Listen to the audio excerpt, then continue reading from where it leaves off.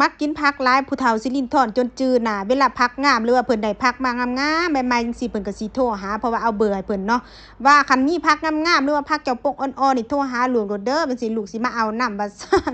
แม่เฒ่าเพิ่นก็โทรหาบอกว่าผักข่อยมันปงงามแล้วเด้อนางสิเจ้าสิเอาบ่คันเอาข้อยสิเอาไปให้เจ้าว่าซั่นเนาะข้อยว่ามันผักหยังแหน่เพิ่นว่ามีทั้งผักหวานแล้วก็มีทั้งหน่อขอกหน่อข่ามีแต่แนวเจ้ามักหั้นนะเจ้าสิเอาบ่เพิ่นว่าจังซี่เนาะ ข้อยว่าโอ้ยแม่เอามาโลดคันว่าแนวนี้แนวมักเลยเพิ่นปลูกงามแท้งามว่าข้อยละอ่อนซ้อนพี่น้องคันแม่ทางเพิ่นโทรมาบอกว่ามีผักแบบตามธรรมชาติหรือว่าผักที่แบบว่าเพิ่นปลูกเองสิข้อยบ่ลังเลที่จะซื้อนำเลาเด้ข้อยซื้อนำเลาตลอดเลยผักบางทีแล้วจนถามว่านางเจ้าคือกินผักเก่งแท้แล้วมีไผกินนำเจ้าแน่ซื้อมาแต่ละเทื่อนี่ซื้อบักหลายหนึงเพิ่นว่าจังซี่เนาะข้อยว่าโอ๊ยบางทีข้อยก็กินผู้เดียวแม่แต่ว่าลูกมักจังซี่แม่มีแม่ก็โทรมาหาลูกโลดผักปงอ่อนปงงามสิลูกแฮงมักว่าซั่นเนาะ อันนี้คือผักคะแล้วก็นอข่าแล้วก็ผักหวานพี่น้องเฮ็ดเมนูนี้ยามใดก็แม่นว่าคิดฮอดตอนสมัยยังน้อยอยู่บ้านเกิดเมืองนอนเลยตอนอยู่บ้านเกิดเมืองนอนนี่ผักคะนี่เขาบ่ปลูกเด้เขาสิไปเก็บเอาตามป่าพี่น้องฮอดยามฤดูกาลมาเลิกจากโรงเรียนมาก็พากันไปเก็บเอาอยู่ป่าผักหวานก็คือกัน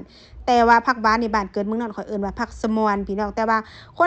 นละแบบนี้แต่เขาก็เอิ้นผักหวานคือกันน่ะคันเทียบไปก็ใบใหญ่กว่านี้หน่อยนึงน่ะนะมื้อนี้ก็บ่มีหยังหลายดอกพวกเจ้าเฮ็ดเมนูเก่าเมนูเดิมเดือนหนึงมี30มื้อฉันนี่คือกินเมนูนี้ไปประมาณสัก10มื้อพี่น้องเอ้ยคันหิวข้าวมาข้อยคิดอยากโลดหากว่าไผเป็นไทซ้ำเหนือนี่เห็นคือสิอยากกินนำข้อยอยู่อันเมนูจังซี่พี่น้องเนาะไทซ้ำเหนือหรือว่าไทบ้านเกิดเมืองนอนข้อยนี่เขาจะมักกินผักหลายหรือว่ากินผักตามธรรมชาติจังซี่เนาะสมัยตั้งแต่กี้บ่ได้มีคนมักเจ็บมักเป็นหยังเด้อยู่บ้านเกิดเมืองนอนข้อยโรงบาลโรงหมอก็ยังบ่ทันได้มีดีปานใดแต่ว่าใดๆคือบ่มีคนเจ็บคนป่วยอาจจะเกิดจากการที่เขากินของที่ว่ามันเป็นธรรมชาติแล้วก็บ่ค่อยมีเครื่องปรุงหลายเวลาอยากกินหมากมงหมากไม้หรือว่าอิหยังก็ตามหรือว่าหมากไม้ที่ว่าเขาปลูกเองจังซี่รวมถึงหมากไม้ที่ว่าอยู่ในป่าก็บ่มีสารเคมีใดๆทั้งสิ้นพี่น้องยามเฮ็ดนาก็แม่นว่าบ่ได้ใส่ฮอดปุ๋ยจังซี่มันอาจจะเกิดจากการที่แบบว่าเป็นแบบนั้นมันก็เลยบ่มีคนเจ็บคนป่วยแล้วก็มีแต่คนอยู่เฒ่าอยู่แก่บ่คือสมัยนี้สมัยอยู่ในเมืองนี่อิหยังก็กินไปเบิดอิหยังก็แซ่บไปเบิดหากว่าป่วยออดๆแอดๆพี่น้องเอ้ย ฟ้อยไปฟ้อยมาจนลืมบอกว่าข้อยเฮ็ดอีหยังพี่น้องเฮ็ดซุปผักใส่ข่าเด้ออย่าเฝ้าเบื่อหรือว่าจะ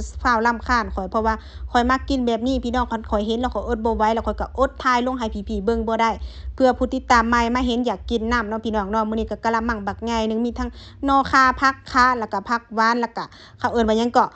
เฮ็ดหูหนูหรือว่าเฮ็ดสนุนบ้านเกิดเมืองนอนข้อยพี่น้องซุปแบบง่ายๆซุปใส่ข่าซุปแบบไทบ้านเกิดเมืองนอนข้อยเลิศแฮงเลยพี่น้องผู้ใดอยากแล้วมากินนำข้อยเด้อพี่น้องเด้อ เมนูนี้หัวหน้าก็บ่ค่อยกินนำปานใดเพราะว่ามันบ่มีซีนพี่น้อง